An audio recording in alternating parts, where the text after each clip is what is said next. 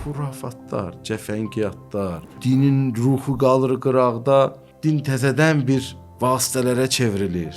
Təəssüflər olsun günümüzdə də baxın illərin namaz qılanı, misal üçün bir indi aktual mövzuda gəlir ki, məni cadu eləyiblər. Bu deyir, məni nə bilim filan şey olub, o olub, bu olub. Ulema, müctehid, rəfamız deyir ki, bu işlər namazı vaxtında qıl, huzuru qəlblə qıl, Ayətül Kürsü oxu, dəstəmazda ol günah, tövbə ruhiyən olsun.